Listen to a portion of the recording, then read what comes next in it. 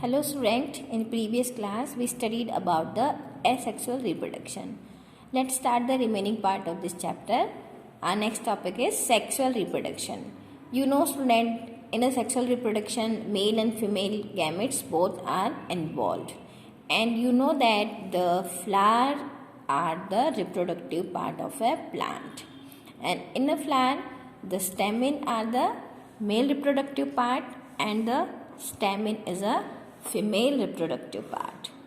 A stamen consists of a swollen portion at the tip that is known as anther and a long stalk that called filament. And anther produce pollen grains which are male reproductive cells.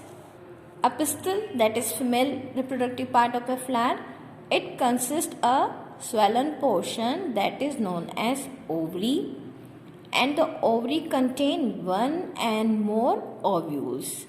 So the female gametes or egg is formed in an ovules. The upper part of the pistil is known as stigma and the long stalk is known as style.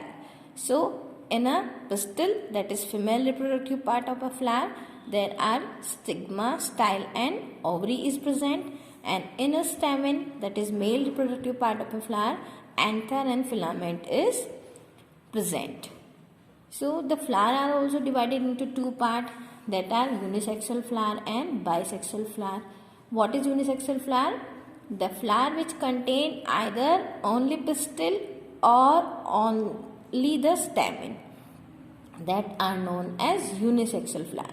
जिसमें या तो pistil present होता है या फिर स्टेमन present होता है. दोनों में से only one part is present, only male और only female part is present. That is known as unisexual flowers. And the example of unisexual flower are corn, papaya and cucumber.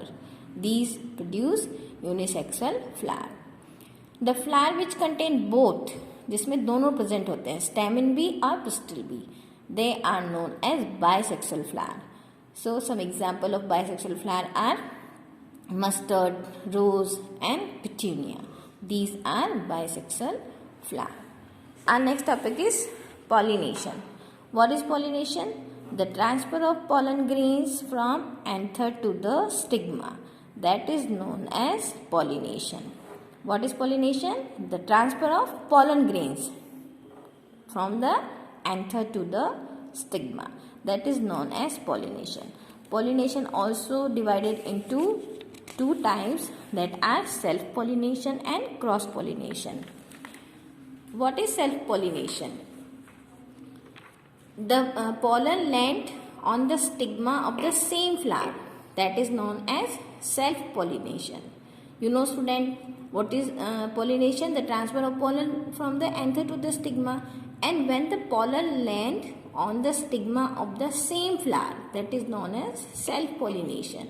But when the pollen of a flower land on the stigma of another flower of the same plant or that of a different plant of the same kind, that is known as cross-pollination. So after pollination, the process that is take place, that is fertilization. And what is fertilization? The fusion of male and female gametes, that is known as fertilization. And the cell which result after the fusion of the gametes, that is known as zygote.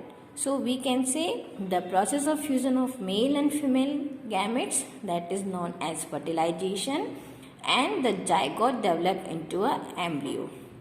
So what will happen in this fertilization process? In the fertilization process, the pollen grains that reaches the stigma of a same species of flower and it start growing out into the pollen tube of the stigma, and this tube continue to grow inside the style till it reaches the ovule, and male cells are released into the ovules for the fertilization with the female egg cells and thus the zygote is formed, and after this process of fertilization the ovary develop into a fruit and ovules into the seeds. So after the fertilization, in which the ovary grows into a fruit and other part of a flower fall off. Our next topic is seed dispersal. You have studied about the dispersal in the lower class also. So what is dispersal?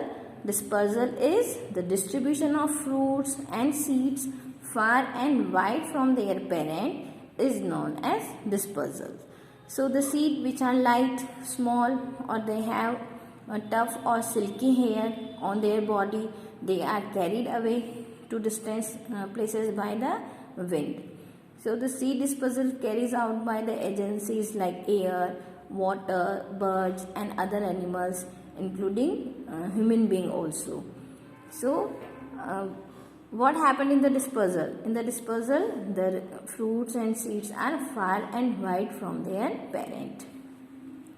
Some seeds and fruits of plant are carried by wind, water and animal. So winged seeds such as drumstick and maple, and light seed of grasses, of hairy seeds like ack and hairy fruit of sunflower that blown off with the wind to far away places. Some seeds are dispersed by water. These fruits or seeds usually develop that floating ability in the form of spongy or fibrous outer coat that is found in the coconut. Some seeds are dispersed by the animals, especially they have spines. So the spiny seed with hooks, they have hook which get attached to the bodies of the animals and that carried to distant places, like Gynthenium. Here is the picture of Gynthenium also. Some seeds are dispersed when the fruit bursts and with the jerks. So the seeds are scattered far away from their parent plant. This is happen in the some plant like castor and balsam. So what are the benefits of seed dispersal? There are so many benefits of seed dispersal, like it avoid overcrowding of young plants around their parent plant. Overcrowding could lead to serve competition for sunlight, water and minerals and space. So as a result, the seedlings would not grow into a healthy plants. So it avoid overcrowding of young plant. Seed dispersal also prevent competition between the plants and their own seedlings for sunlight, water and minerals, because all need these things. So it prevent competition between the plants and their own seedlings.